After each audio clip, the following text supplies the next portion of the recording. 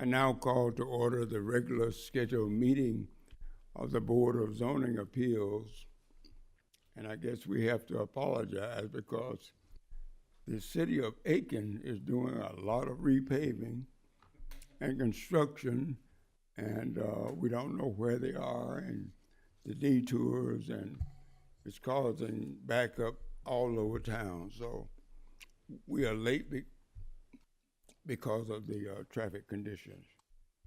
But notice to the public the time, the date, the place, and the agenda for this meeting was published as a legal notice on August the 7th, 2024 in the Aiken Standard.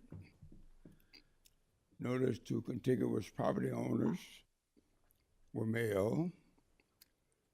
Public notice signs were posted on the properties on or before August 7th, 2024.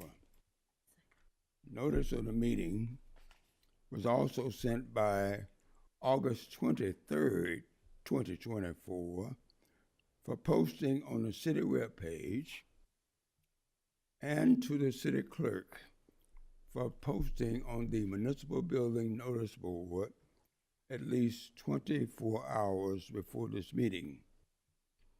Agenda sheets were mailed or emailed to interested parties. Now, it is unlawful for any person giving testimony to this board knowingly providing false information. Now, that's according to Section 22-9 of the Aiken Municipal Code. Each infraction is a separate offense with a penalty of up to 30 days in jail and or a fine of $1,092.50. Now, to the board, you have received copies of the minutes from the June 25th, 2024 regular meeting. Are there any corrections or additions?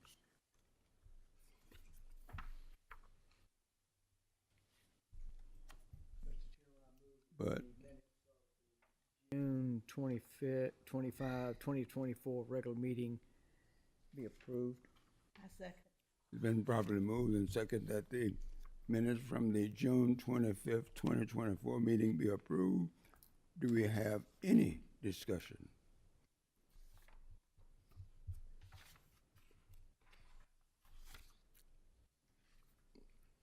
Hearing, seeing none, those in favor of the motion show by raise of the right hand.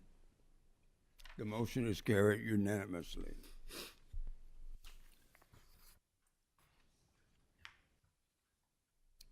Old business, we are circulating the final orders from that meeting. And we will move directly into new business.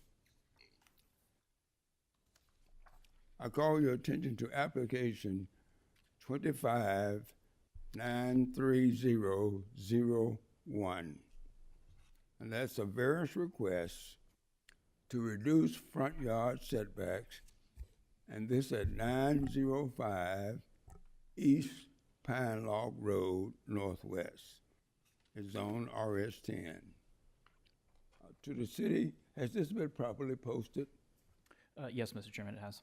Were there any inquiries that you wish to share with the board? The Planning Department did not receive any comments regarding the request. You have a presentation for us? 905 East Pine Log Road is a 1.87 acre lot located at the corner of East Pine Log Road and Gatewood Drive. The property is zoned general business. The request before you is for a variance to City of Aiken zoning ordinance section 431 to permit a 21-foot front yard setback. Current standards require all structures on lots zoned general business to be set back 30 feet from the front property line. Based on the submitted site plan, compliance with the zoning ordinance would require that the addition be set back an additional 9 feet back from the front property line fronting East Pine Log Road. And I do apologize, in the staff report, There's a typo that says it's 11 feet, but it's actually encroaching 9 feet into the setbacks. So as a point of clarification there. This is a site plan provided by the applicant, which is included in Exhibit B of your agenda packet. Additionally, you should have another sheet there that was provided by our building official, Mr. Mike Jordan. I believe that was submitted by the architects to him as part of the permitting process. And on that sheet, it sort of illustrates an incorrect front property line, which I believe is actually the roadway. But that's sort of it shows 30 feet there, so that's why it wasn't initially caught at that time. But this is what was in your agenda packet. I apologize, it's a little hard to see here just because of the size, but you can kind of see the building setback standard here is 30 feet, and the extent to which the awning does encroach into that based on these little pylons here. So it's about 9 feet there into that 30-foot setback per GB standards. As depicted on the attached zoning map, which is in Exhibit C of your agenda packet, properties to the east here and west are also zone general business and either undeveloped, I believe this lot is currently vacant, or developed for commercial use. Basically, this entire north section of the corridor here is primarily commercial, or undeveloped land. Similarly, across to the south here, we do have some unincorporated properties, but again, this is primarily a commercial corridor here with general business being the ones that are in the city limits. However, adjacent properties to the north are part of the Gatewood subdivision and are zoned residential single family RS10. So that's this sort of section here, but the awning fronts Pine Log Road, pointing this way. Exhibit E in your agenda packet contains photographs of the property taken by staff depicting the existing conditions of the property and the proposed addition. This is just notice our signs. This is along East Pine Log frontage and Gatewood Drive here. This is the current, this is the awning itself.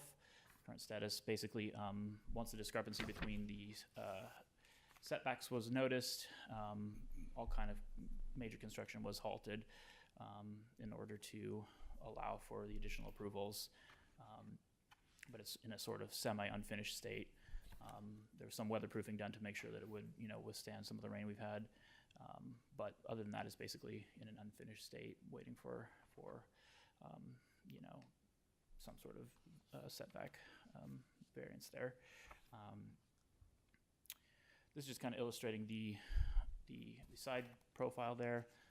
On the left side, I apologize, I thought I had it in this picture, but on this one here to the right, left side there, you can kind of see the survey marker that was done once there was that discrepancy noted between the actual property line and what was perceived to be the property line, which is actually the roadway. And I took this picture just to kind of illustrate that it's my understanding that this sort of width is necessary to allow for the proper onloading and offloading of passengers. It's my understanding it's to be some sort of senior care facility to protect them from the elements, but this is sort of pre-existing, concrete sidewalk that would have to, I suppose, be removed and completely redone, in order to accommodate that level of traffic through here for that offloading and unloading. The planning staff's evaluation of the request, as well as the applicant's response to the 6 variance criteria, can be found starting at page 2 of the agenda packet. This concludes staff's presentation. I'd be happy to answer any questions. Any questions to the city?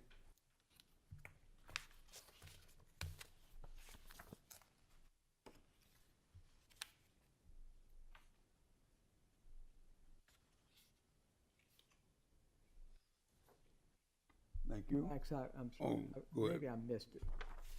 Does this take the place, or? That was submitted by the building official prior to the meeting, so unfortunately it didn't get in the agenda packet. But it's my understanding that's what was submitted to our building inspections department as part of the permitting process for the awning. And that's sort of that illustrates the discrepancy between the setback versus the property line. So I think initially the architectural firm that drew that up assumed that the setback was the roadway, like the edge of the roadway, which appears to be about 30 feet, but it's actually set back a bit more than that. You can kind of see here, there is a space where the sidewalk and some islands here are not actually part of this property. That's in the right of way. So I think they assumed that this property line went all the way to here, essentially the edge of the roadway, and it was permitted as such. And then it was found later that actually the property line is, back a bit further than that, after they had kind of started construction. Okay, so this is what the building official had Yes, that's my understanding. to initiate the, Correct. And it does say property line on there, but I believe that is actually the edge of the roadway, not the actual property line. But yeah, we assumed that they, had that accurate.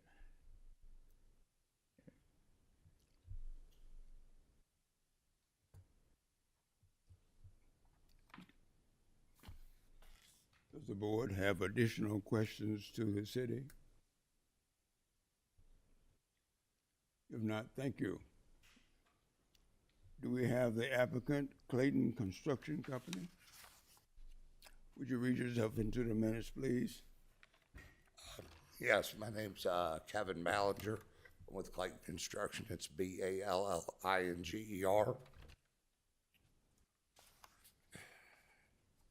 And our address is 121 Venture Boulevard, Spartanburg, South Carolina.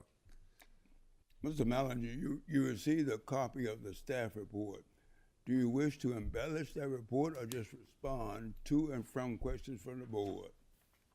I'm fine with the staff report. There were a chain of events that we led us to this point. So I'd like to go through the dates of what happened and how it transpired. Okay. Questions from the board?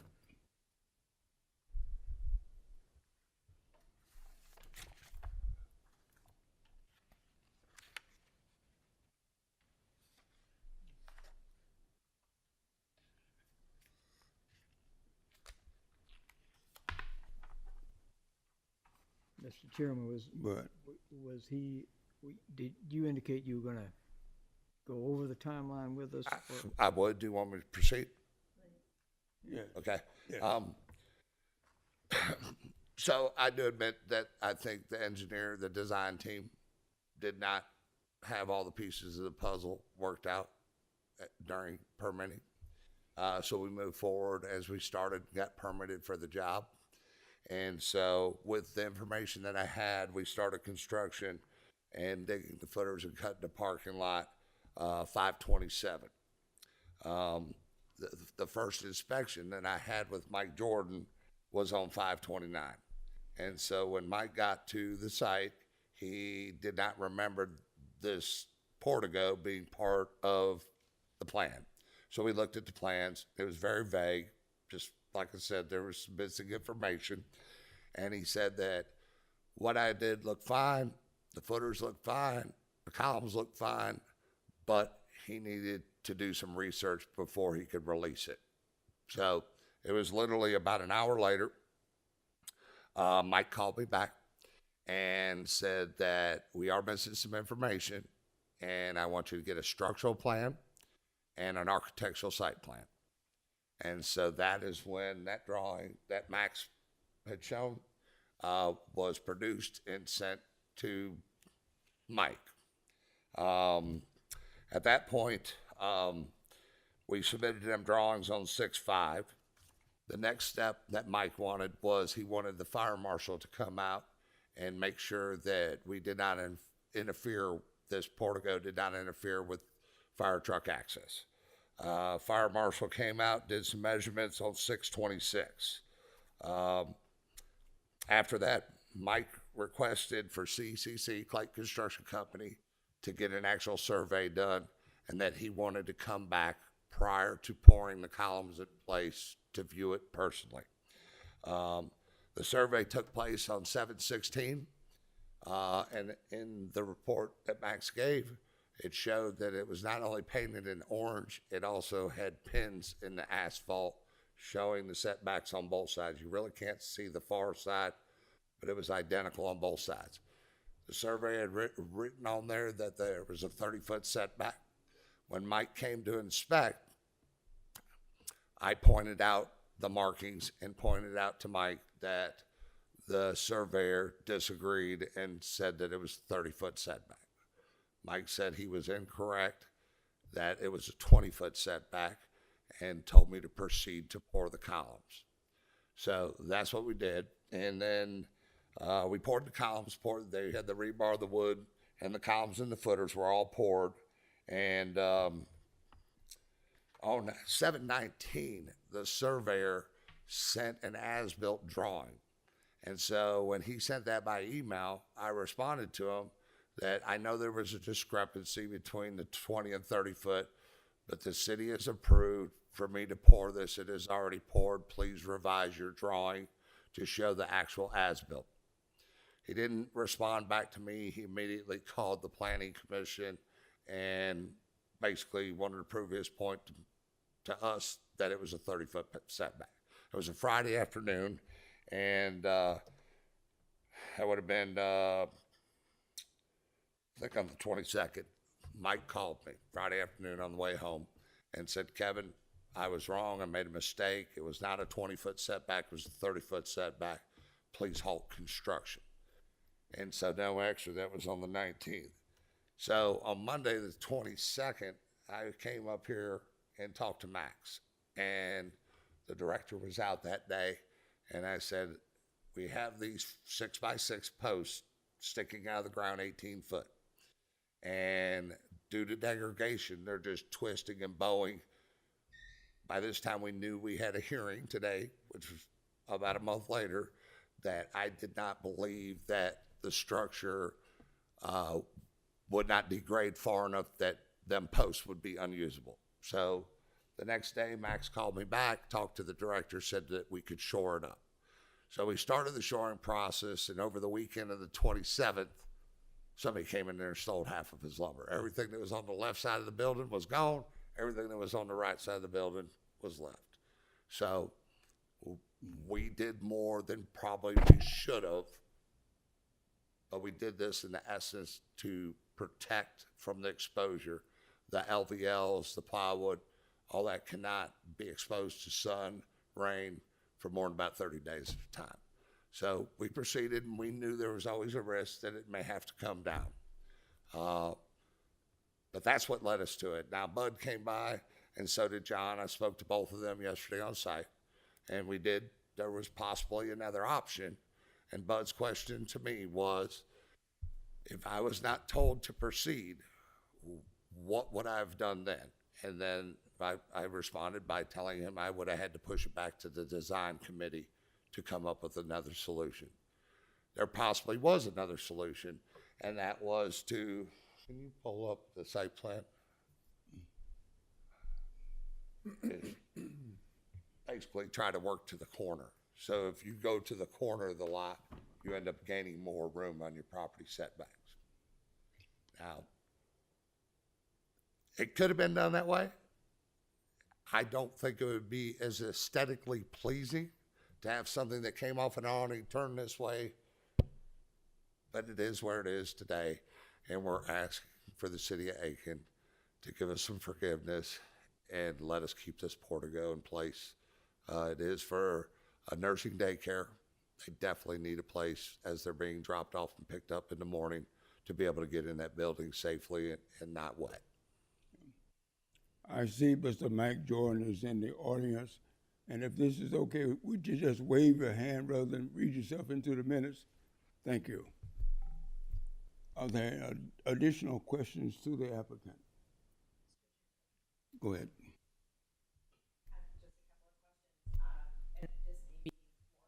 The city or a combination thereof, but if this gets approved this evening, does it still have to go through an approval process with DHEC? So DHEC will inspect the building. They will not do it in detail. What they want to see is a covered walkway to get the patients in the building. So I don't think it will actually be part of the final inspection with DHEC, but they definitely will look at it when DHEC comes out there to make sure it's in place. So, to your knowledge, there isn't a sort of DHEC metric for what an overhang means. I mean, looking at it, it doesn't look like it would provide a whole lot of protection in rain, should it rain sideways. So I'm just curious if they had very specific, or will have specific stipulations where, like, say it does get approved, but then you still have to go through that process and they're like, it's really too high, it's not providing the coverage that is needed. I'm just wondering, was that something that I was think sideway coverage, that could always be a concern with wind blowing. I don't think DHEC is going to be that concerned about it. The height of it is what it is. We are at a 12-foot minimum to the bottom of the LVL, and that just is because vans could be dropping off people, and you don't want a collision with the structure that could possibly damage it, hurt a vehicle, hurt a person. And I guess that kind of leads to my other question. You're talking about a van going through. To me, where the bollards are and everything, that looks very narrow. I drive a fairly chunky car, and I would be very nervous about maneuvering that. I'm assuming that that's also a standard of like Pacer vans or those types of. Yeah, we're at about 12 foot in between the bollards. Yeah. So even though it looks small in the pictures, Yeah. that's Well, even in person, it made me a little spatially nervous if, no, and I get it because I was asked the question just this week why I did a ballard on each side of that outside column, and that's why. I've fixed post offices that people put it in the wrong gear and drove through the front of them. So yeah. we don't want to see people tear up their car either, but I think our main concern with that is to make sure that a vehicle doesn't hit any of them wood posts. Of course. I'm just thinking about, I would hate for you to go through this whole thing and everything that you've already gone through, but yet there's another step that has to have an approval and a stamp of DHEC, and you find out that those metrics haven't been hit. So I'm just curious Now, about she that. is, Mida is our DHEC inspector. She has been out there. She has seen this canopy in place. Okay. She wasn't there for that. She's there for an 80% inspection. But we walked out there, and she made absolutely no comments about Okay. the awning. Thank you. Yeah. And this is okay with the fire department? Yes, fire marshal came out. Actually, we are a little bit shorter than what we originally were, was because we were pushing that 20 foot that we thought it was. And that was the instruction that Mike Jordan had gave to the fire marshal.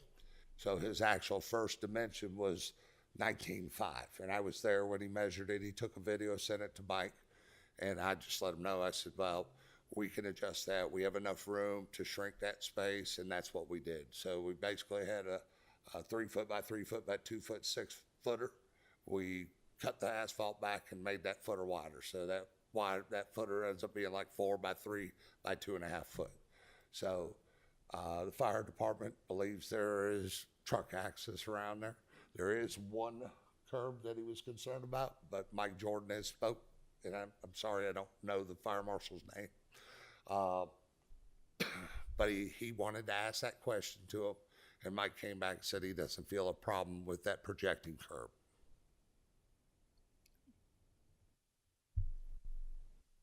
Thank you.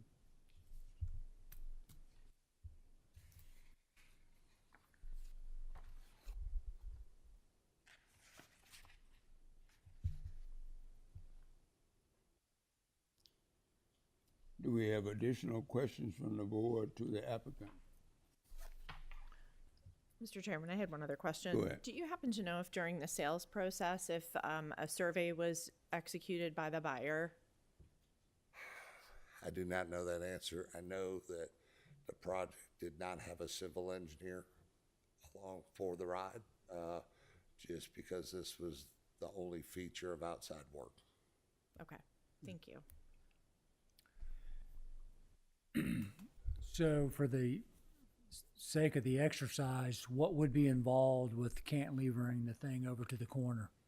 What would you need to do? And So at this point, to cantilever it over and try to access that corner, for one, that structure would have to come back to the ground.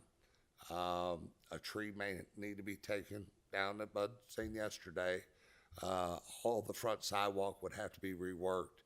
The parking space configuration would also have to be redone. And per some notes, I believe you guys have a parking space requirement. And then that curb that I was talking about with the fire department, it would have to be removed because it would be an obstacle for fire trucks.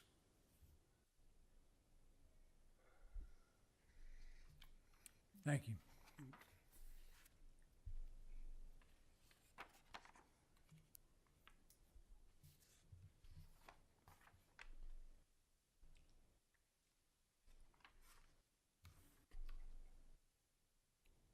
Does the board have additional questions? Thank you. Thank you. Do we have others to speak to the various requests? Final call, others to speak to the various requests. Seeing, hearing none, the chair would entertain a motion so we can enter a period of discussion.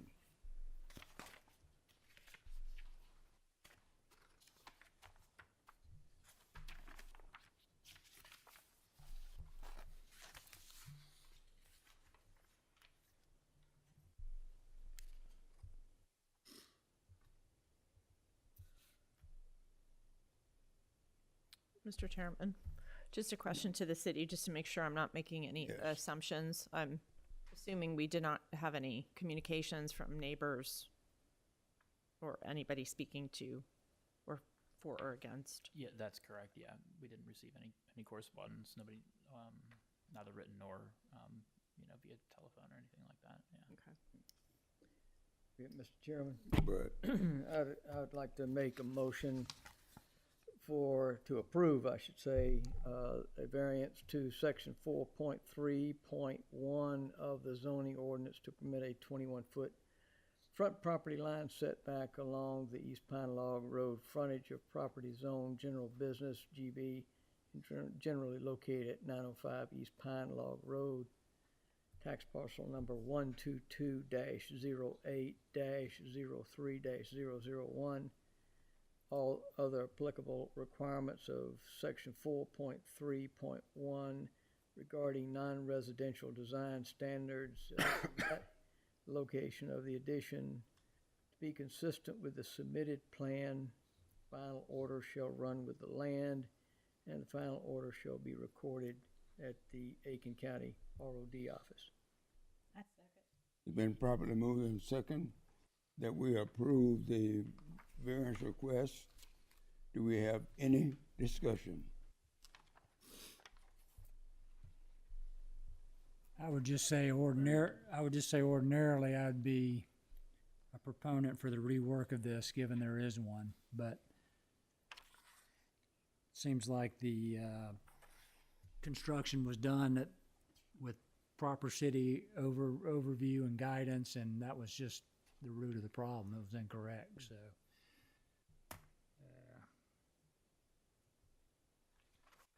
Makes me less likely to require the rework.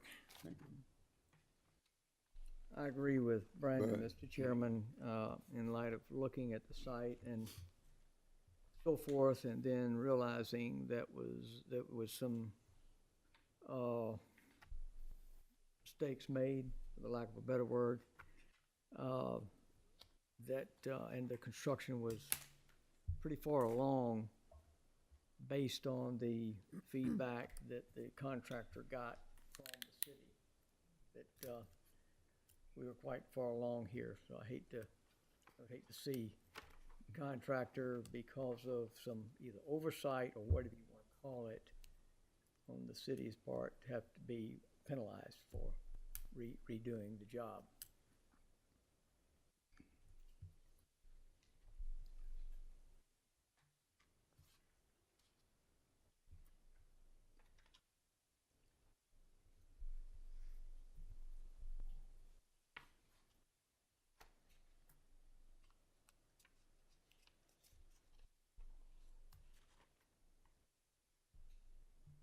Do we have any more discussion?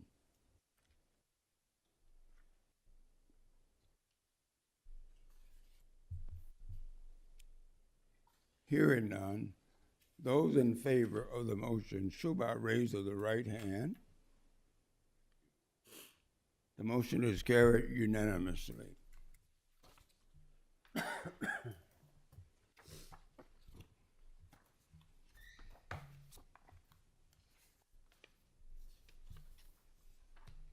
want to thank you all for your time. Thank you. Thank you. Thank you.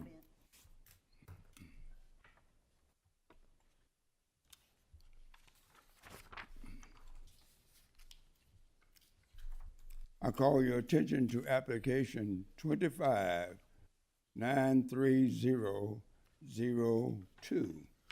That's a variance request to permit increased accessory building square footage. And this is at 1177 Abbeville Avenue Northwest, and is on RS10 to the city. Has this been properly posted? Yes, Mr. Chairman, it has. Any inquiries that you wish to share with the board? The planning department did not receive any comments regarding the request. Presentation? Yes, sir. 1177 Abbeville Avenue Northwest is a 0.24 acre lot located between Abbeville Avenue Northwest and Pickens Avenue Northwest. It's kind of sandwiched in between two roadways here, one to the north, one to the south. The property is zoned residential single-family RS10. The request is for a variance to City of Aiken zoning ordinance sections 342C1 and 342E to permit a detached carport approximately 420 square feet in area, setback approximately 8 foot 9 inches from the side property line, and a lean-to approximately 119 square feet in area. This was a site plan drafted by our zoning official after he went out and measured the accessory structures on the lot. Currently there are four, a garage, enclosed storage shed, and the two additional structures in question, both of which are not enclosed, but because they are roof structures, are considered accessory structures per the zoning ordinance. Let's see here. Yeah, basically in total, the total square footage there for all of these structures, including the two in question, is approximately 1,012 square feet in area. I do note that this is slightly off. It's about a little bit 10 feet above. So I apologize for that typo there. The primary structure, and I apologize, it's a little hard to see on this because it's a copy, but the primary structure is roughly 929 square feet per county records. Pursuant to section 342E of the zoning ordinance, all accessory buildings on a lot zoned RS10 may not exceed 50% of the heated gross floor area of the principal building, which would limit the total square footage of all detached accessory buildings on the lot to around 460 square feet. So it's about 600 square feet over at this time. Additionally, section 342C1 does require that accessory structures be set back from property lines 10 feet. This is a little bit close on this side here. The city does provide an administrative waiver for that process, but since the applicant was coming for the square footage in addition,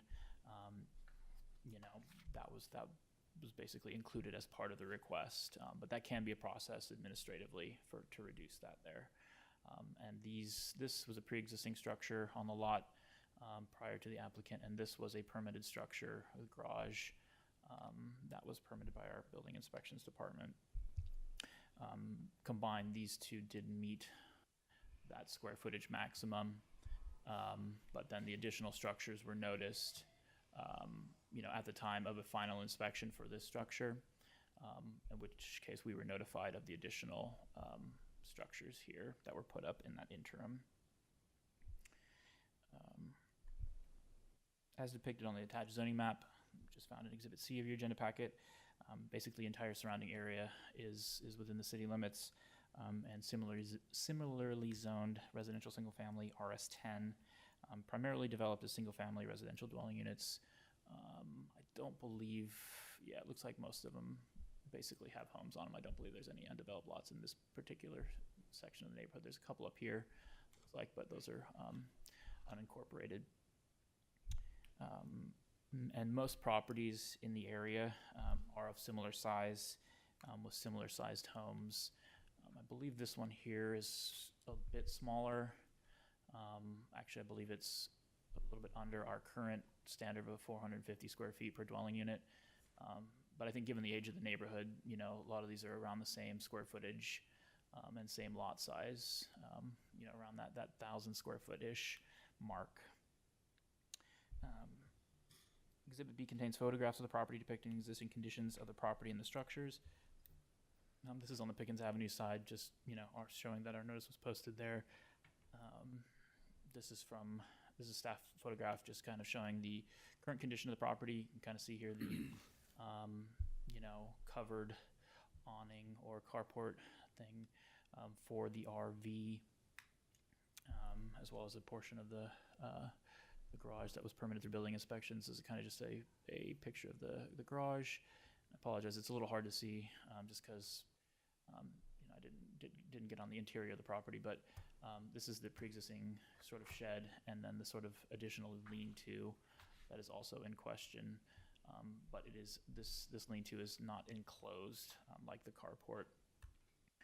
These were provided by the applicant to just give a little more context of the interior and the fence line, so you can kind of see again the sort of carport for the RV, which is in question, the lean-to here, which is in question, and sort of the pre-existing shed that was, I believe, in place at the time of the purchase of the property, and the detached garage that was permitted as part of that 50% threshold. And then again, once the final inspection, I believe, was, you know, scheduled for this, the building official noticed that these additional structures were in place, and notified us of that, you know, basically it was likely in excess of that 50% threshold, which does count for anything under a roof. So even though it isn't enclosed, basically any roof structure does count towards that number. The planning staff's evaluation of the request, as well as the applicant's response to the 6 variance criteria, can be found starting at page 2 of your agenda packet. This concludes staff's presentation. Happy to answer any questions.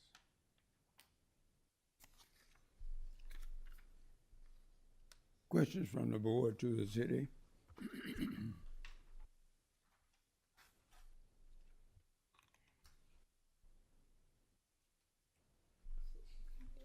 But Chairman, so Max, from my clarity, permit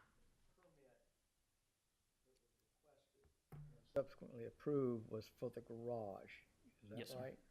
Garage only? Yes, sir. Yeah, that would be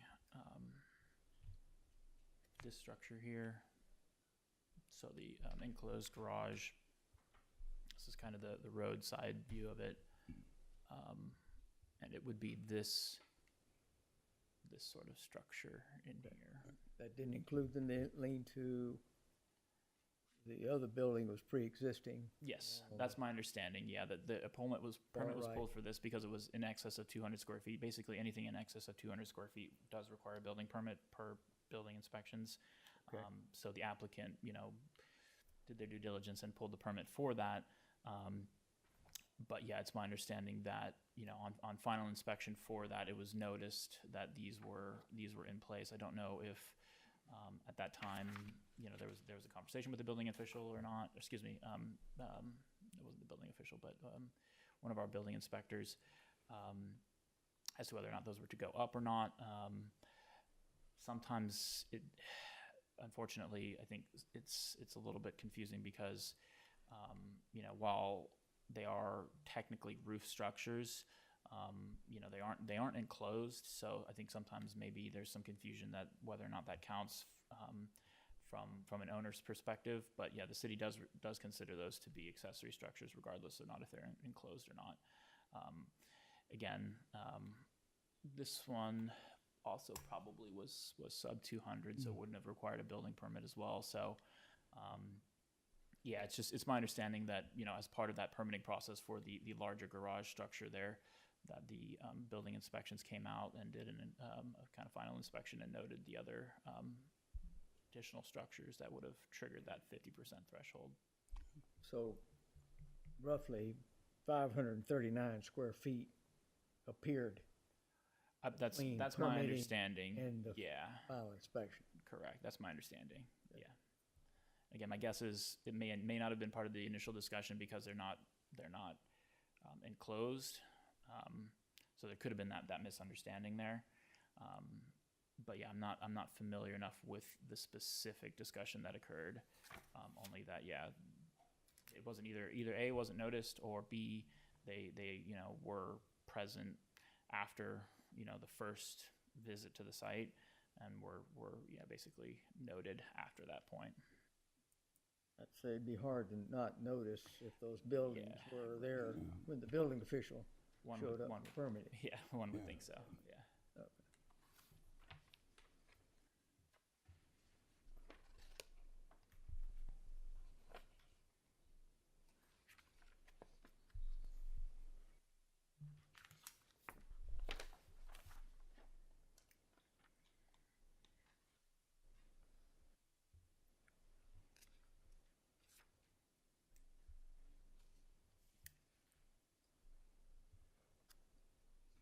Just a quick question for the city. So, Brandon?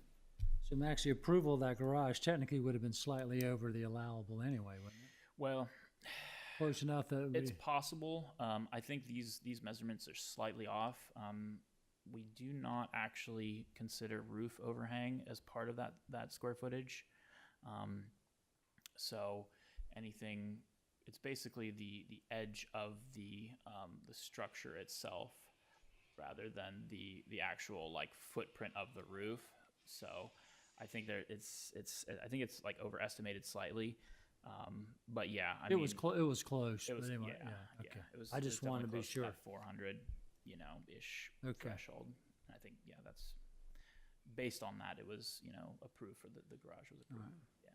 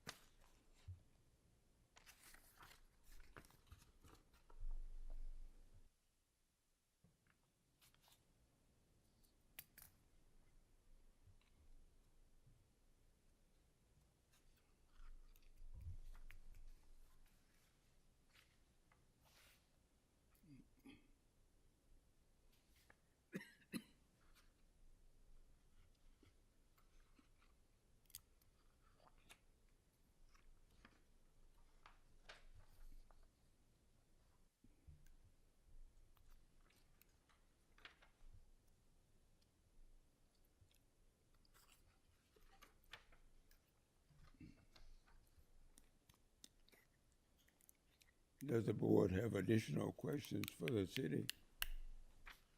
Yeah, maybe one more. Go ahead, Brandon. Is there anything keeping the applicant from parking the RV in her backyard minus the cover? I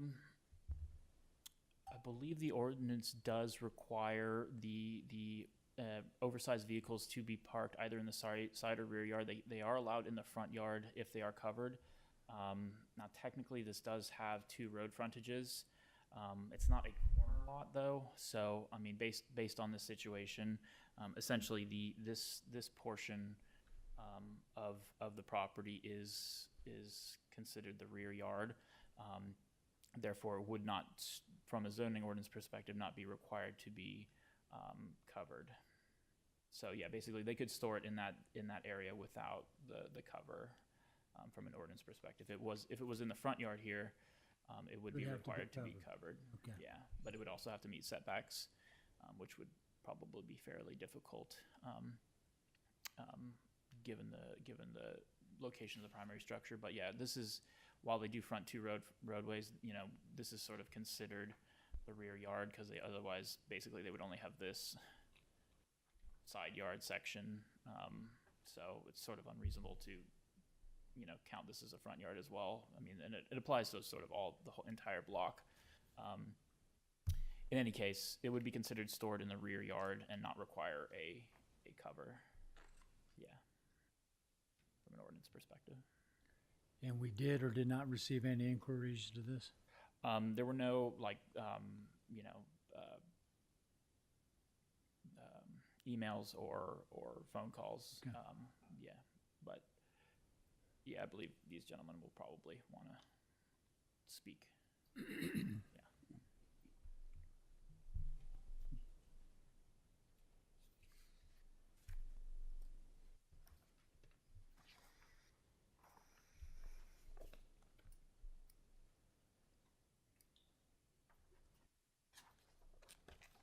Any additional questions for the city? Nancy?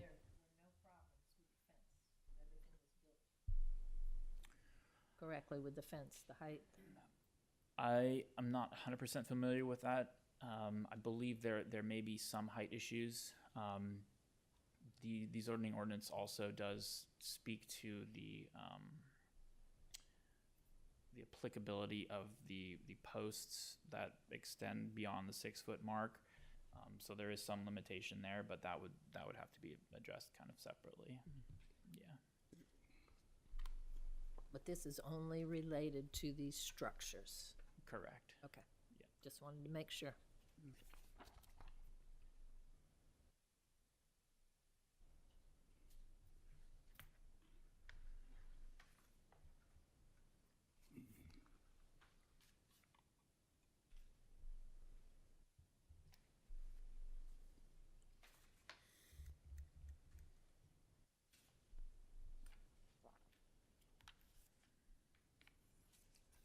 Do we have additional questions from the board to the city?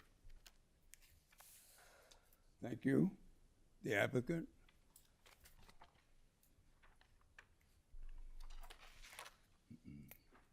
Would you read yourself into the minutes, please?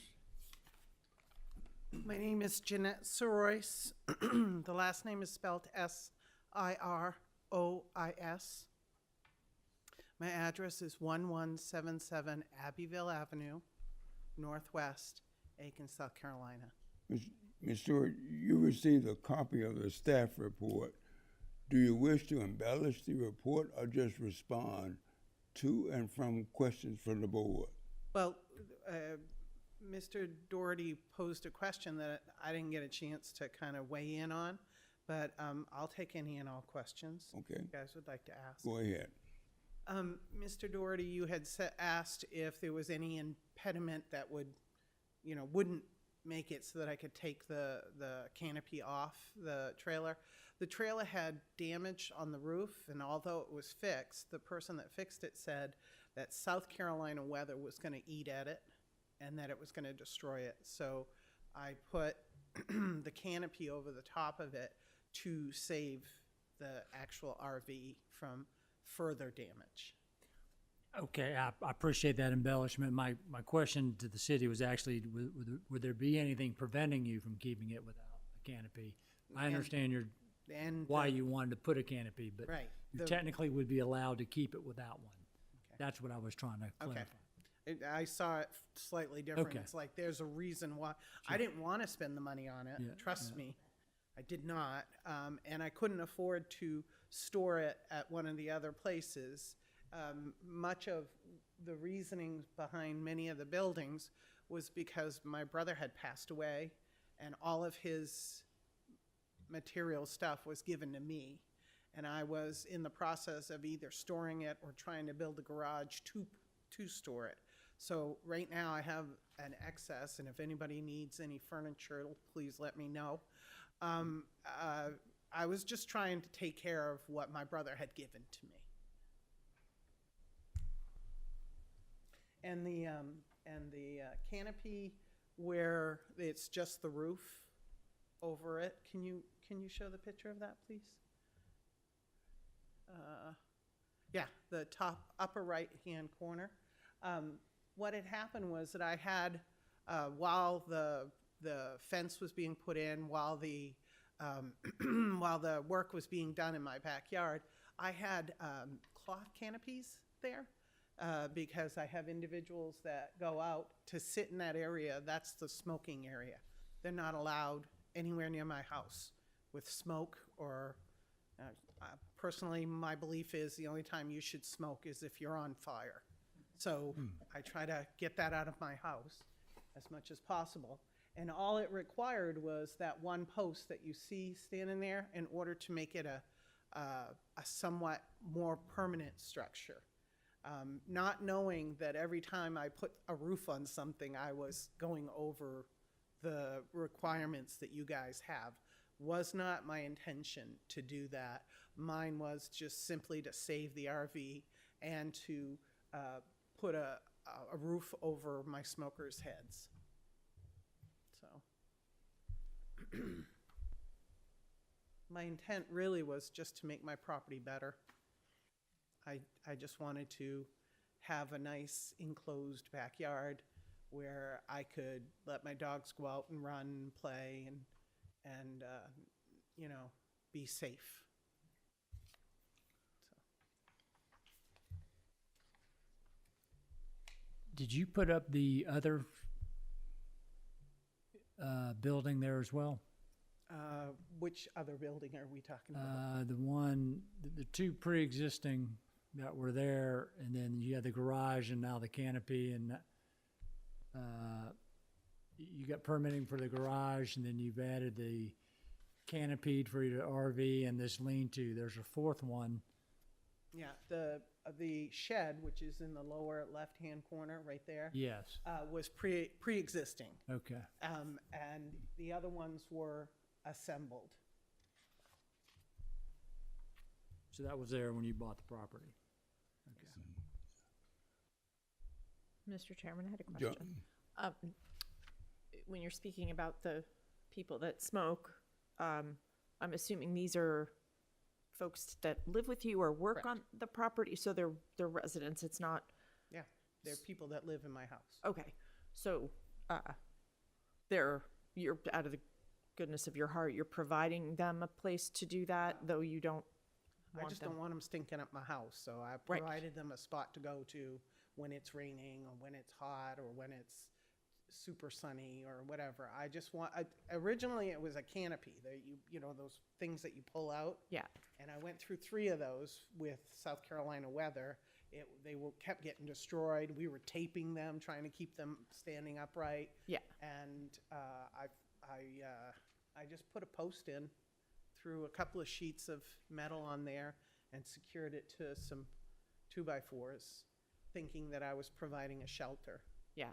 But this is a personal residence where you get to make the rules. It's not a place of work True. for someone where you're trying to absolutely right. Yeah, provide. You're not required to provide them a place. Just you're absolutely right. no, I just to give it some context of I didn't know if there was like a boarding situation or anything. Okay.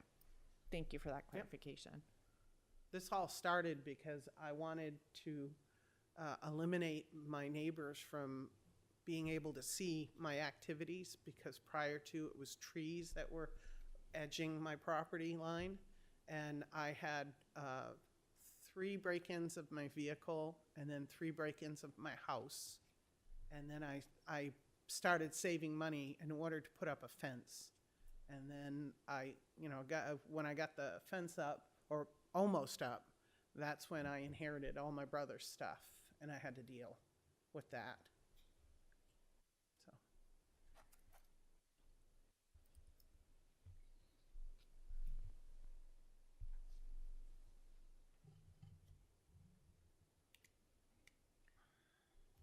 One But other question, I think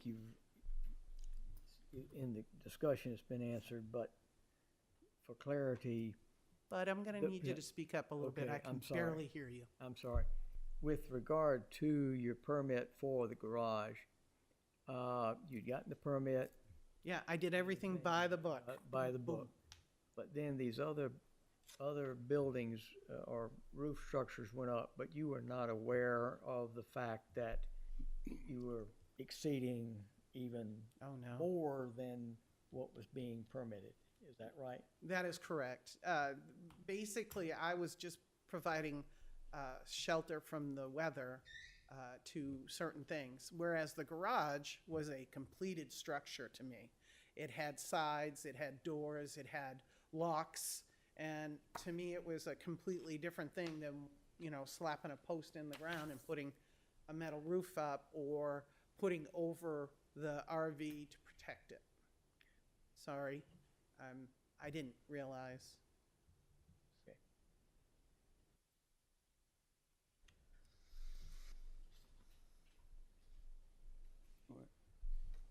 So the inherited RV, is it, obviously your plan to keep it? I mean, long-term, what's, I don't know. I mean, you're not required to keep everything your brother had. know. You're aware of that, right? I know. Trust me, I know. Okay. But right now, it's a little Okay. bit raw. He was my younger brother and was diagnosed with cancer in January and was gone in April. So I'm still kind of reeling from that. And all I'm basically doing is just holding my head above water at this point. And then if at all, could get rid of all of this stuff, I would in a heartbeat. It's just that right now I'm just trying to get by. Understood. There's also another desire for me to actually increase the square footage of my house, and I'm in the process of saving for that. I would put a back extension, making it twice the size that it would be right now. So it might make the amount of coverage I have a moot point by adding on that, but it's going to take me a while to save up enough money to construct the backside of my house.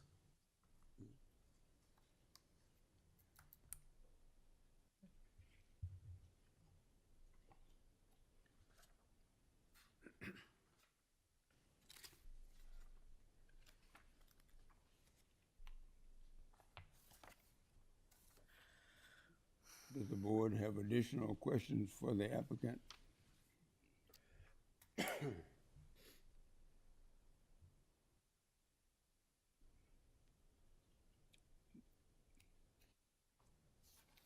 Thank you very much. Okay. Do we have others to speak to the variance request?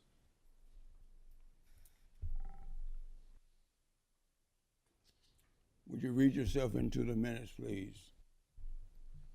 Yes, my name is Johnny Johnson. I live at 316 Pine Drive, Aiken, South Carolina. My father bought our lot there the day he got back from World War II. His name was C.R. Johnson. My mother lived there till she was almost 99 years old. And she passed away February 2018. The first thing that we saw with this home on Abbeville Avenue, they were trying to put up a halfway house kind of thing that wasn't zoned for. I got in touch with the city manager of Aiken. He sent Michael Dennis out there to see about this property at the time. It wasn't zoned for it. They poured a slab which went from the back of the home all the way back underneath this garage. When we saw that, I said, there's something going on here. They're trying to build back here that's way larger than that. Michael Dennis told this lady that he could not do that unless it was connected to the home. As far as that permit for that thing, it's never been posted on that property one day. The signs in the back for this meeting have been down since 8:15. I told Mr. Dennis about this past Monday. I put the sign back up. They had cut the thing which goes in the ground off of the sign. I leaned it up against the fence and I put it back up Sunday and Monday. And it was there tonight, but you could only see one side of the sign. After this happened, they went in and told her she would have to have a permit for this garage back there. That was never been posted on that property. at all. And I go by it 2 to 3 times a day. They also had a lot of trash that was out in the street from back there, and a guy by the name of Boat Wright or Boat Knight, I called him about it. He told me not to come on that property and do it. I said, I'm not on the property, I'm in the street. And he told me, well, it's not that bad, not that much. But somebody's hauling stuff in and putting it on that property or the property next to it that's coming from out in the county and putting it there for the city to pick up.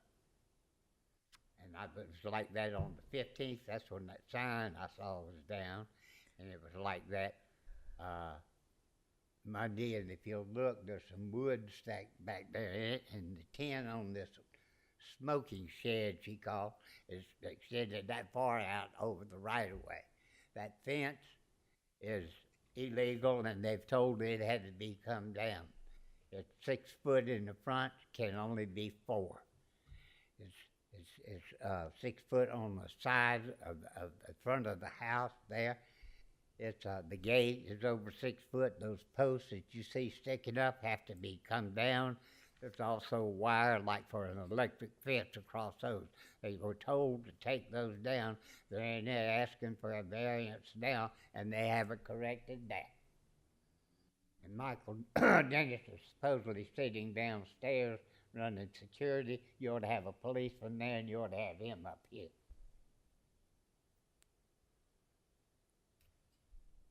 Now that covers a couple of those things. They're not following the setbacks on the side of the house nor on the rear. That garage is not either. The fence is illegal. They haven't done anything correct, and we're in here. I've heard a lot of sad stories. We called them about the travel trailer here when it still had tires on it. You can see that it's blocked up now. It's also hooked up to the air conditioning, the house, electricity, water, and I'm not sure, but I think it's probably up to sewer. We thought someone was living in it, but I don't know whether they are or where they aren't. But Michael Dennis told me that she was using that as an office. The covers that are on these things were put up on the weekend when they knew the city was closed. The fence was put up on the weekend, the Saturday and Sunday, when they knew nobody could get in touch with the city about the things being done. We reported this to Michael Dennis down here, myself, by phone. I came in here, also Carl Oglethal. This gentleman right here has been down here several times complaining. We haven't heard one thing back from him about that until I was in here Monday, this past Monday, at 8 o'clock, 8:10. Just when I was opening the door, that's when I came in. He wasn't here yet, so I waited on him. We're not, like I said, we've been in that neighborhood, there are break-ins there, because that's the kind of riffraff they have that's moved into that neighborhood. They're at our house. We had people that were living, had one guy that had put in jail Sunday, right down the street on Pickens there. The Royal, Sue Royal, Townsend used to be the coroner here for years. Her sister's house found this guy in there with the deeds to her house and property that she had been left in Barmel by her ex-husband who passed away, John Lowry. And the guy was telling me he was John Lowry's grandson. I said, buddy, I went to school with John Lowry, and I guarantee you he ain't left you a damn thing. But it's, I'll tell you, I read her report here, which I just picked up this afternoon, and I've heard some sad stories, but I don't believe any of that. They came in on the weekend, they put it up knowing it was illegal, and they did it that way. And the problem is, this is going on in this city every weekend, every day. And then people coming in here and begging you, Well, let me keep this up here. You know what? Make them take it down.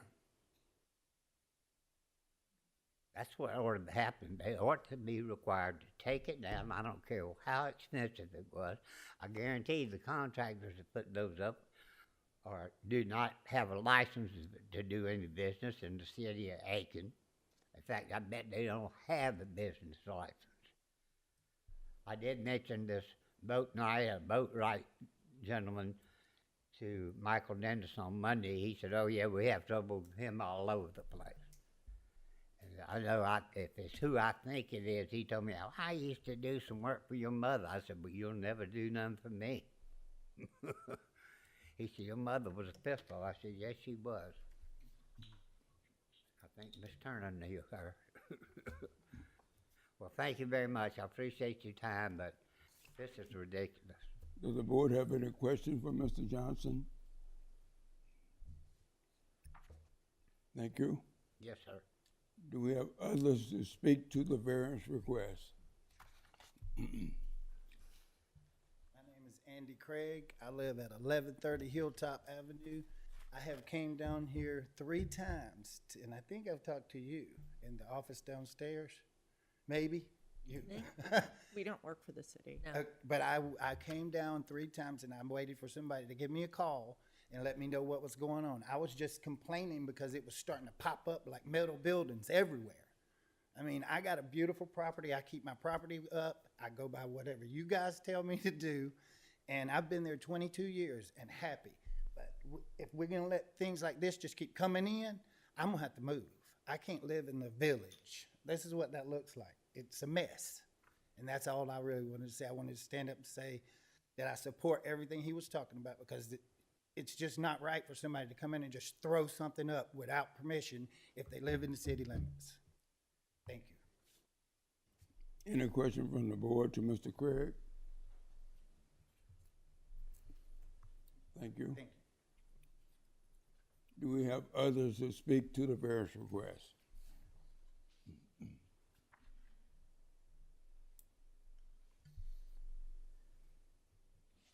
Yes, my name is David Ventrolio. I live at 1138 Hilltop Avenue. What was your last name, sir? Ventrolio, V as in Victor, Entrilio. I purchased my home on Hilltop Avenue roughly 22 years ago. It was affordable. I didn't want a mortgage in my retirement. It looked like it once had been a real great old neighborhood. I had hopes that it would come back, and it really has. I mean, we have houses going for over $200,000 in that general area right now. So obviously I'm always looking for someone to be improving. 1177 had been an awful place when I first moved into Hilltop. There was garbage all over the yard. There's 4-year-old children playing in the middle of the street, barking dogs. So it was nice to see somebody improving it. But over the last maybe 8 months, is it? Yeah. I mean, I've been watching it, wondering what's going on. I mean, all of a sudden, these plastic fences are going up. These concrete pads are being poured. I'm hearing the hearsay about a halfway house, and I'm thinking to myself, well, I'd like to know more about that. Then the place starts looking like a prison. I mean, it's like you're either trying to keep somebody in or trying to keep somebody out. And I'm thinking halfway house. Well, what kind of halfway house are we talking about here if it's to keep people in? So basically, I was here tonight to find out what's really going on. So now I know that the owner's looking to put another building in that's kind of questionable. And I'd have to agree that I really wouldn't want to see any more to on that property. I mean, it seems to me the remedy for the recreational vehicle or trailer, whatever you want to call it, is just to sell it. And then there's a space for a smaller building. She doesn't need a zoning variance. It doesn't have to be high. You won't be looking at another roof, yet another roof over the fence, making it look like a village. So that's my concern, basically. It's just that property is so unlike any other property in the area. I mean, you kind of drive by and it's like this big white thing that looks like some kind of encampment.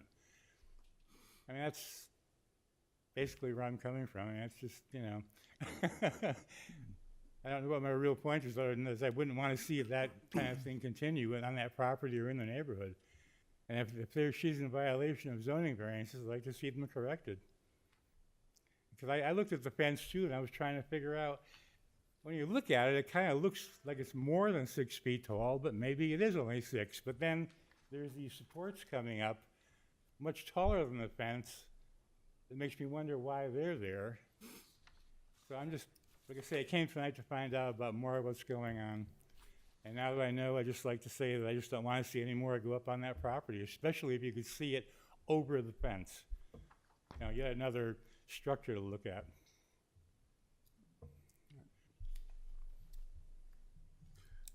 Question from the board to Mr. Van Aquilio. You said you lived at Hilltop Avenue? Yes. Where is that? I can't find that. Okay. on- 1177 is almost directly behind me, separated by one property that faces Pickens.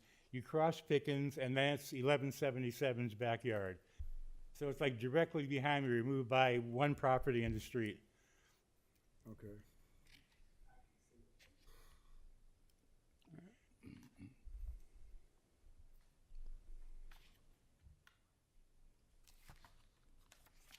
Let's see. Oh, it's not there, yeah. Okay. I believe it's this roadway here.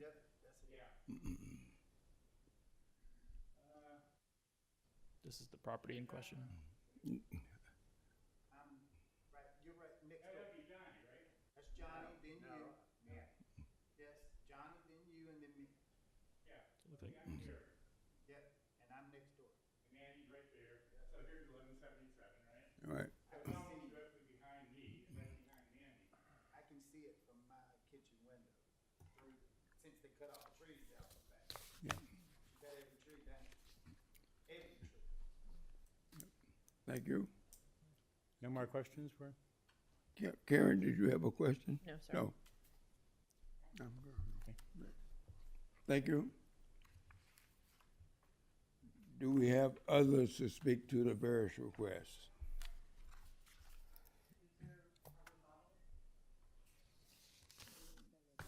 Yes. You may rebut.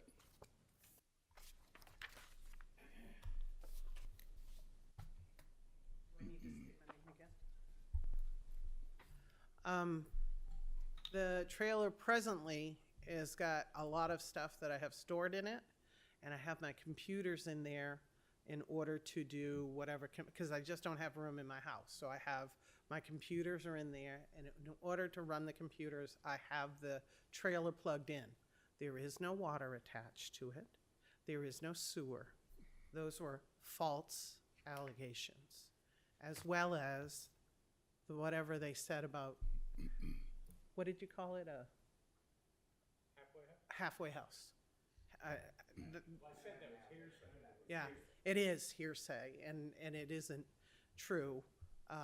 All I have to say is that I just constructed a fence so that I could be safe in my own home after having it broken into multiple times and stuff being stolen off my property. I have the police reports of how many times things were taken off my property. The tree line was the property line, and people would just walk through the trees, grab a lawnmower, grab a weed whacker, grab a bicycle, and just take it off my property. And when they were breaking into my house, they were stealing suitcases that I had in the house and loading it up with stuff, and then just walking down the road with stuff. So I put up a fence. That's all I did, is I put up a fence. I thought that that would be okay. I just want to feel safe in my home, on my property, with my animals. Do you have plans to get rid of some of this, or you plan to continue to accumulate? In time, I'm gonna eventually get rid of all of the stuff that my brother left to me. But like I said, I'm just reeling from that right now. And their concern about the cement, that's my driveway. I had a small driveway in the front. I continued it into the back to go to the garage. That's all I wanted. I didn't want my car on dirt. I wanted it on a cement pad. So I paid for a cement pad to be put down on my property. That's it. This isn't like, I'm not taking over the Abbeville street. I'm just trying to make my house more presentable, increase its value maybe. I put solar panels on it so I'd use less electricity. Everything that I've taken is a small step towards making my house just a little bit better than it was when I bought it in 2007. And the gentleman spoke to trash being outside my door. I never left trash out there. When I was doing construction or whatever, everything was placed on my property. And that distance between the road and my fence, once that fence was constructed, because that was the last part that got put in, once that was constructed, everything that was mine was on the inside of the fence. And that, yeah, there has been trash out there, but it hasn't been on my side. It's been next door's trash.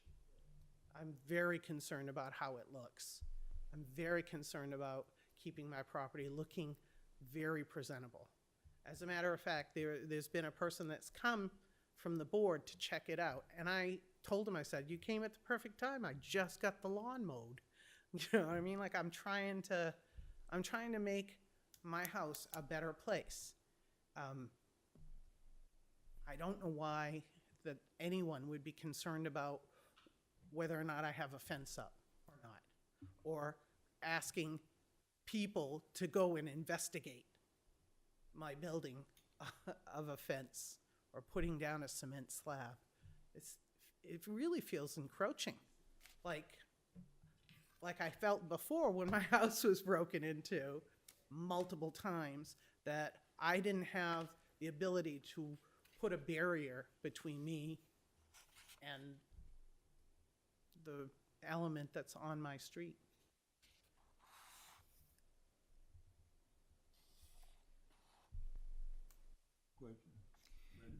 And while we're not here to discuss the fence, while it has become a topic, what is the purpose for the extended post?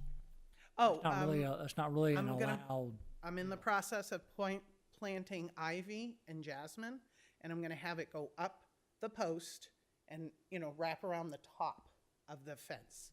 That's all it's for.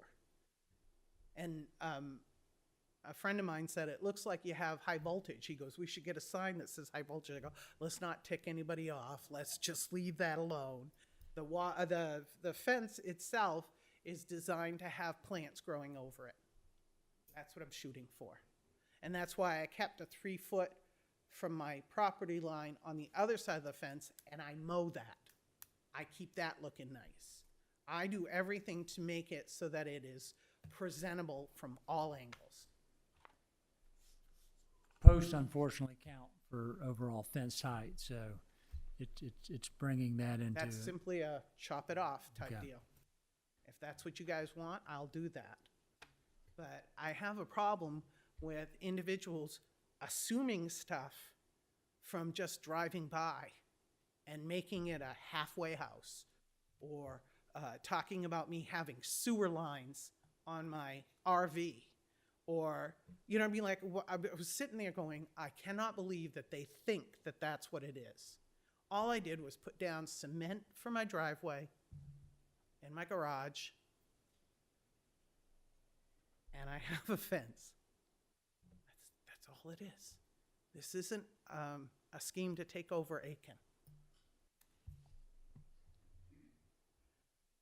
Any questions?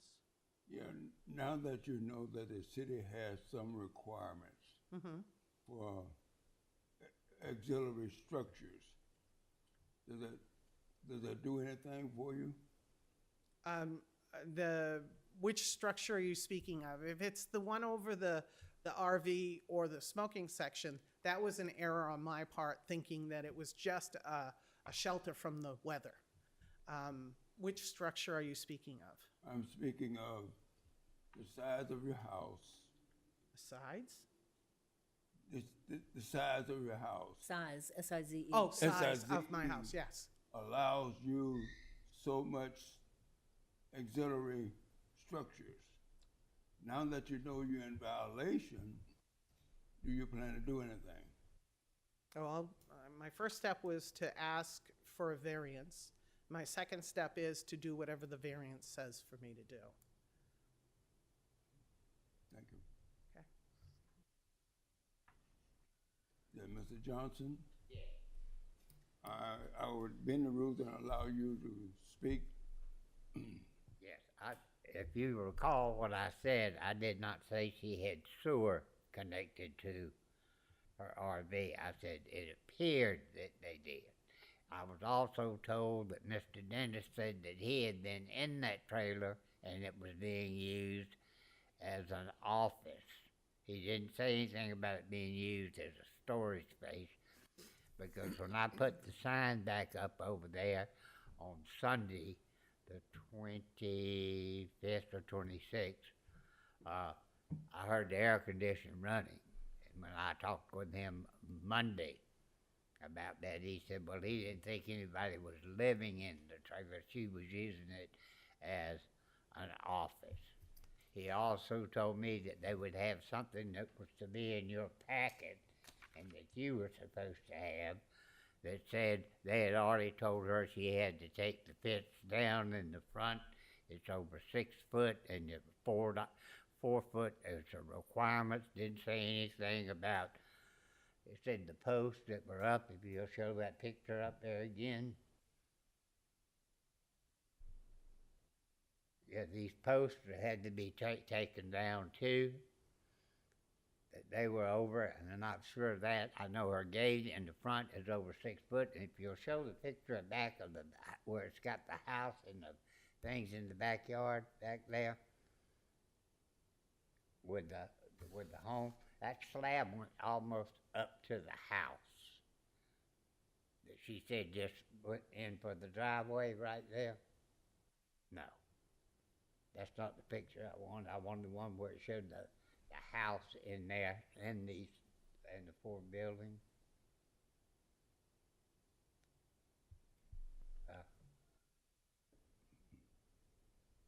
See, in the back. That slab was poured almost up, covered the whole yard, didn't it? Just about. There's a slab. Not much. And I'll tell you, the height of that thing, I questioned the height. They said it could not be higher than the home, than the top of the home. Now, I don't know, it's pretty close. And that would be the one over the trailer here, and if you'll look at the one with that in the garage that they supposedly got a permit, whoever issued that, I don't know. They look to be pretty high too. And but I don't know, I couldn't swear that, but that's so high that you could actually see it from any place. And the halfway home thing, there was a sign out in the front, that's what it was gonna be.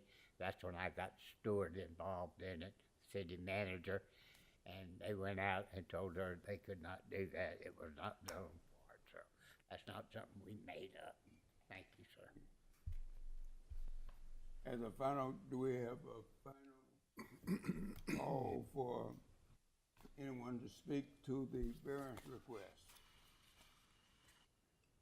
Final call.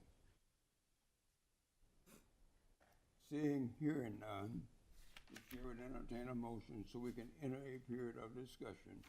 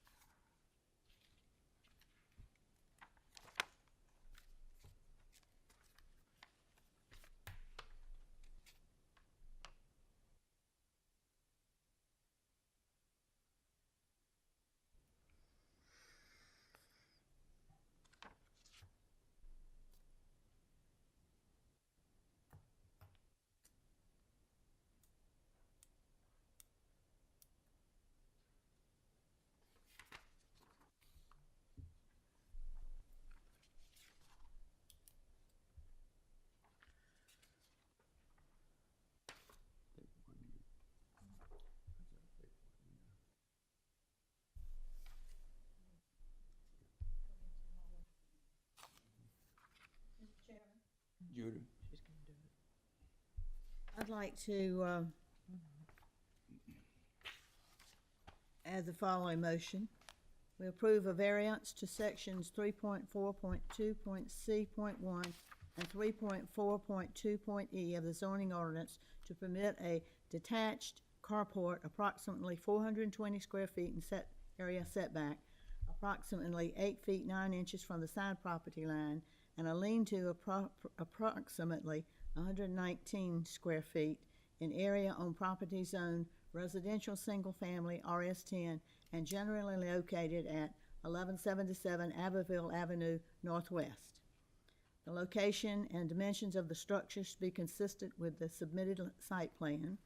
The total area of all accessory buildings on the property not exceed 107% of the heated gross floor area of the principal building.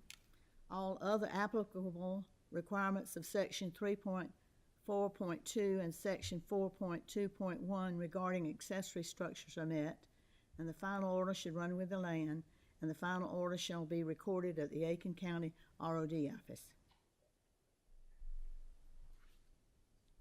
Do we have a second? Second. John? It's been probably moved and second that we approve the variance request. I won't state all of the requirements. Do we have any discussion? Yes, sir.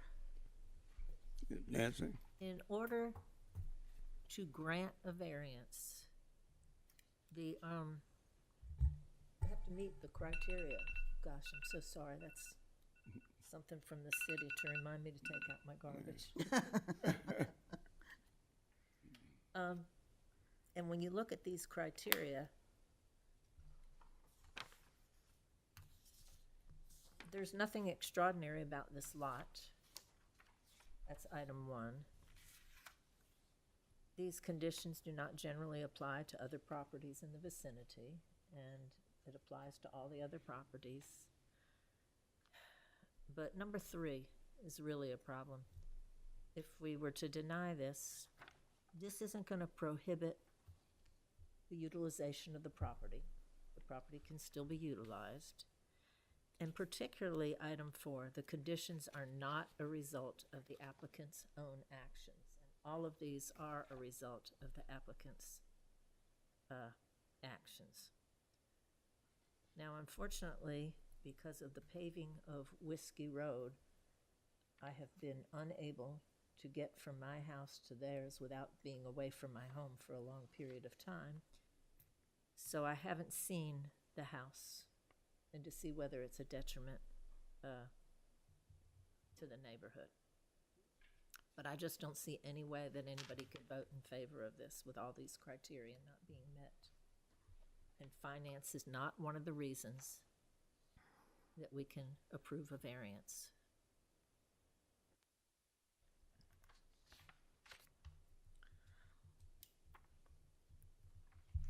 Mr. Chairman, Karen? I agree with most of Nancy's points. I do think that the only extraordinary circumstance is the fact that there are 2 roads on either side of the property. I do think that creates an issue. But I agree, it's very hard to apply all of these conditions that we are required to check the box, if you will, based on the circumstances. This is a tough one because I do understand the personal circumstances of creating a place to store belongings due to very tragic circumstances, and I do feel bad for that circumstance, but I don't think that's something that would override what our job is in regards to the community and the surrounding neighbors. I am a little confused, and it's my understanding that the detached carport, that's referring specifically to the RV coverage, correct? Yes. Okay. So it sounds like the removal of that carport and the lean-to for the smoking area, if we take that out of the equation, there's nothing else really in violation. We're just addressing those things. The fence is not an issue. That stays. And the property owner can still function if we don't grant this. I just want to make sure that the math is mathing as far as that goes. Yeah, in terms of the accessory structures, that would be correct. Okay. I would have to refer to the zoning official in terms of the fencing. It's my understanding that there are some requirements for additional height, for posts. There are some allowances for that, but we would have to examine that further. But the request before you is purely for the accessory structure square footage. Right, because the fence would have been triggered at the same time the inspection took place for the other buildings, and that's not an item that we really can speak to in this particular case, correct? Correct, yeah, and I'm not, I mean, we don't permit fencing. So, Correct. Building inspections doesn't necessarily look at that as part of site visits as thoroughly or as often as making sure structures are built to code. Right. So, But for our purposes today, it's these two items that have been requested, but the property, in my opinion, still functions without those things.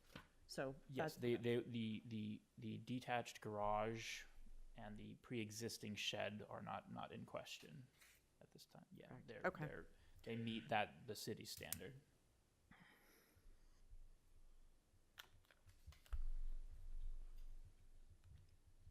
Mr. Chairman, Karen said Big. that the fence is not an issue. That means that we aren't having anything to do with the fence at this time.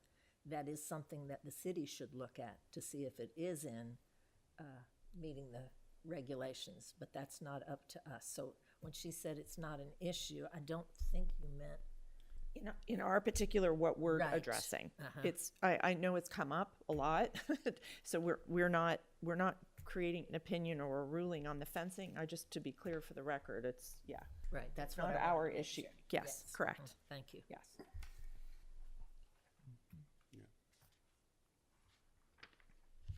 I guess, Mr. Chairman, I just wanted to make a point, and we've discussed this many times before, that all 6 criteria have to be met. If any one or two or more are not met, then unless they're extenuating circumstances, I guess we would, the variance could not be approved. Is that correct, Mr. Chairman? That's correct.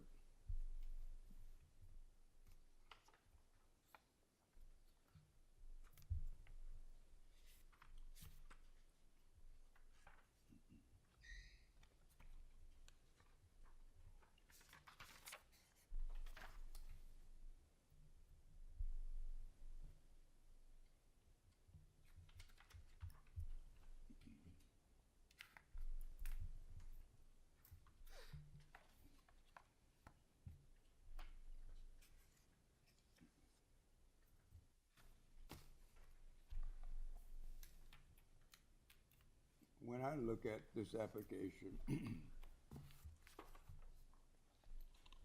I understand a lot of what's involved. I sympathize with the conditions that was created in order for that the applicant has to deal with. But at some point, I was not convinced that something was going to happen to the mobile unit, other than just being stored. And I think that, to me, that is the crux of the big problem, in that we need some type of forcing function in order to make sure that this property is in compliance with the regulation. And so in my mind, I feel that the applicant ought to be given at least 1 year to make a decision to get rid of or do something with that mobile unit. And I think with that would eliminate most of the problems.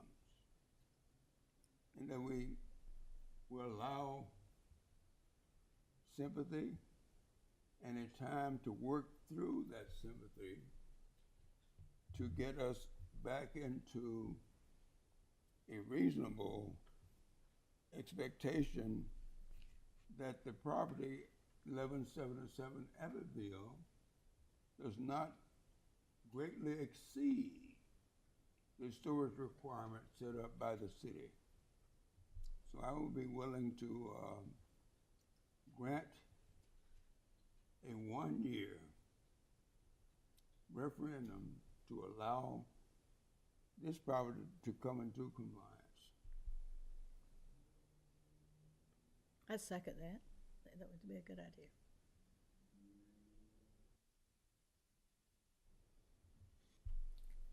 Mr. Chairman, does the,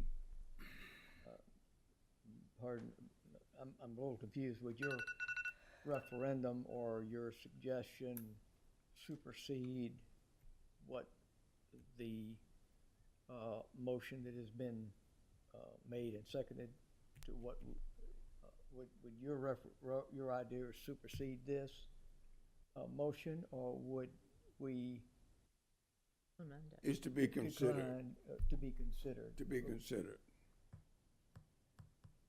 I cannot make a motion to supersede Okay. A motion that's already on the floor. the motion that's already on the floor. Mr. Chairman, would that merit an amendment to the motion if it's accepted by the motion maker? Is that protocol? Yes, Okay. yes, yes. Some discussion. She is allowed, according to what I understand from the city, to have that mobile home there. What she's not allowed to have is the structure. And we can't ask her to get rid of that mobile home. It's my opinion. Am I correct, Max?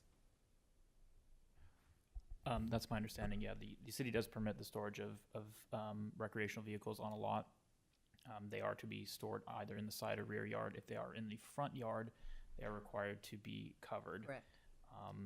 Given the unique frontage situation of, frankly, all of the lots, along this portion of the road here, basically, it's unreasonable to restrict them to just this portion of the yard as their side and or rear yard. So these are considered the rear yard,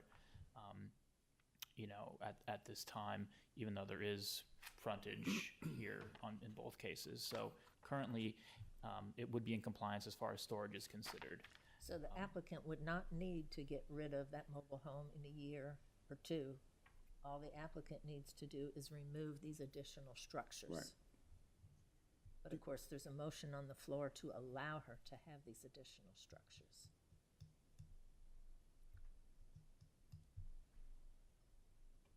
So, Mr. Chairman, if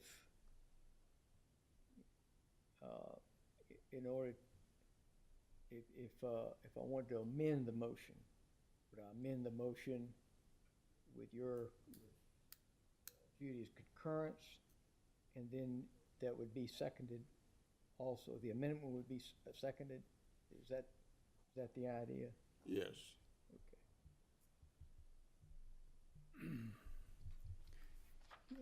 I'd like Need to, to hear the whole motion. yeah, I'd like to interject here. I think to Board Member Dukes' point, we're voting to allow the zoning change, or we're not. If there's, to the chairman's point, if we disallow it, then the condition of the home will have to be returned back inside the requirements of the ordinance. Right. That may be where there can be some sort of time span allowed to revert, correct the infraction and stuff at that point. I don't know, if the motion is rejected, she'll have to return the property to conform, correct? Correct, yeah. I'm And not there's sure a if the time frame given for her to do that, correct? Correct, yeah. What is that time frame? I'm not sure if there's a specific time.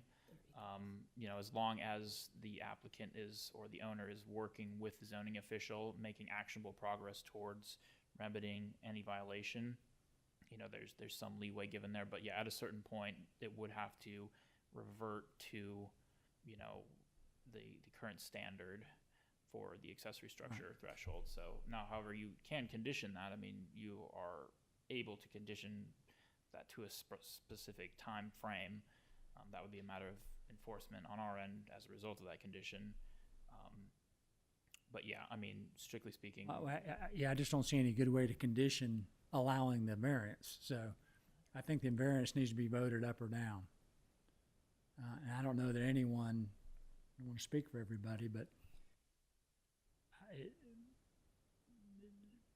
certainly not all of the criteria I think were met. So, and nor was there sufficient hardship proven to allow the exception. So I say we vote on the ordinance, and then maybe behind the scenes we can do something to help mitigate her or give her some time to correct the situation. That's just that's where I stand on it. John, did you have a question? No, I don't. No. Do we have any further discussion?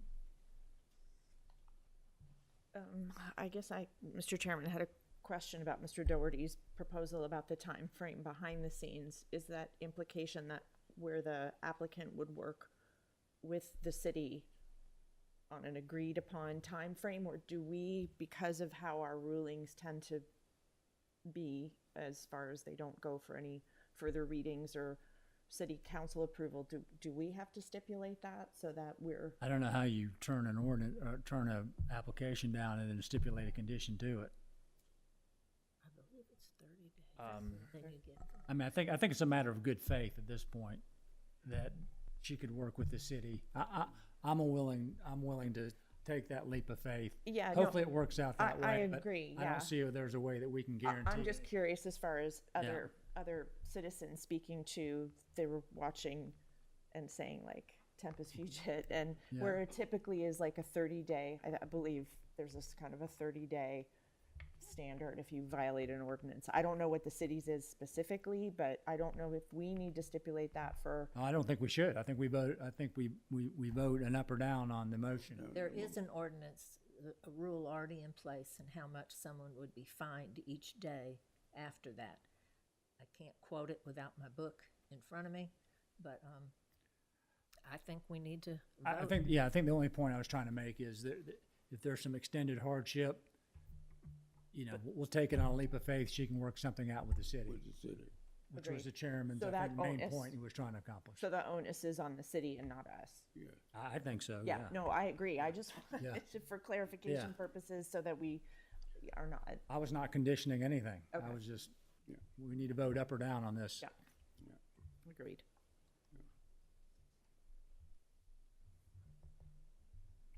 Any further discussion? Those in favor of the motion show by raising the right hand. 1. Those opposed the motion, same sign. The motion